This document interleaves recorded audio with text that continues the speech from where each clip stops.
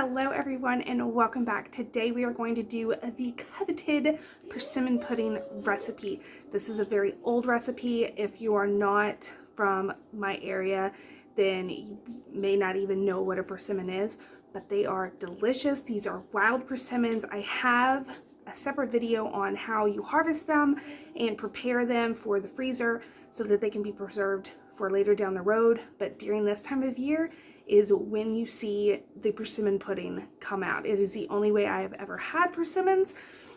And I mean, really, why have it any other way? So today, that is what we are gonna make. I hope you stick around and enjoy this recipe. Okay, so get yourself a bowl, and the first thing we are gonna do is add in our pulp. So this has already been processed. I have, I think, 2 videos on processing wild persimmons. But just measure yourself out a cup and a half.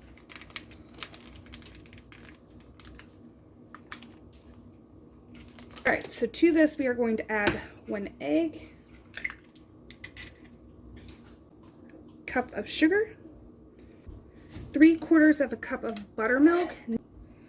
Now on the buttermilk, if you do not have buttermilk, just use regular milk. I use whole milk any other time, but because I have buttermilk on hand, I'll use it.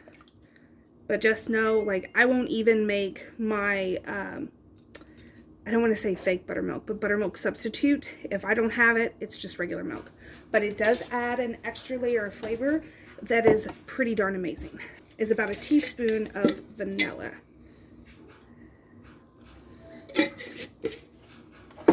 Get it all mixed up.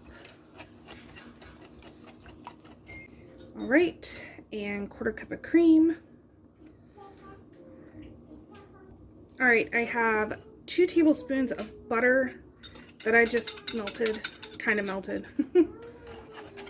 And then you want 3/4 of a cup of flour, 1 teaspoon of cinnamon,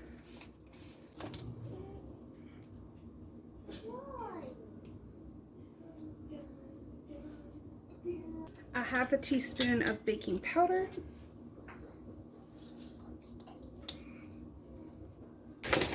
a 1/2 teaspoon of baking soda, a 1/2 teaspoon of salt,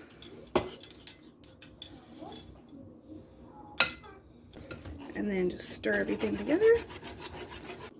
Okay, so now get yourself a small baking dish. This is an 8x8.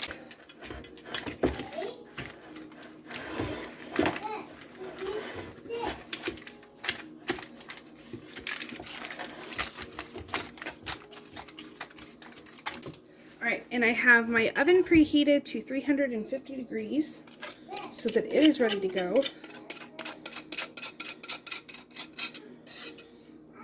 Now this is going to cook for 45 minutes. Start pulling away from the edges, and that's how you know it's done. If you overcook it, it is not going to have the correct texture. Alright, so here is the finished product. We let it cool. My husband got into it before it cooled. But the way you can tell it's done is it starts pulling away from the edges like this. Now it doesn't feel cakey. It's still going to feel when it first comes out, and even now it's not a cake. It's pudding. So this is what it looks like, and my mama would always cut them into little squares like this. There is the consistency. And then some people put powdered sugar on top, or they make like an icing and put that on top, but we just eat it right like this. It is a delicious fall treat. So I hope you guys enjoyed and try out this recipe. Come on, woman. Cut it. Go, go, go, go, go, go, go, go, go, go, go. You're supposed to let it set up. Oh, well, I thought it's been setting up the way you've been talking. It just came out of the... False advertising. It just came out of the oven. No, it's good. It's good. Oh, it's really hot. It's a good time to eat that. Oh, well. It's so good, though. Oh, good.